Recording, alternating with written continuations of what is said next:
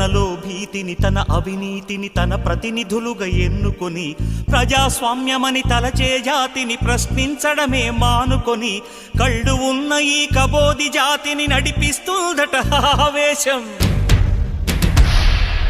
ఆ హక్కేదో తనకే ఉందని శాసిస్తుందట అధికారం. కృష్ణుడు లేని కురుక్షేత్రమున సాగే ఈ ఘోరం చితి మంటల సింధూరం.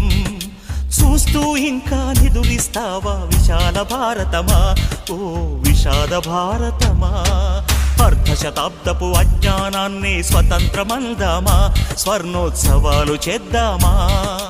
ఆత్మ వినాశపు అరాజకాన్నే స్వరాజ్యమందామా, దానికి సలాము చేద్దామా.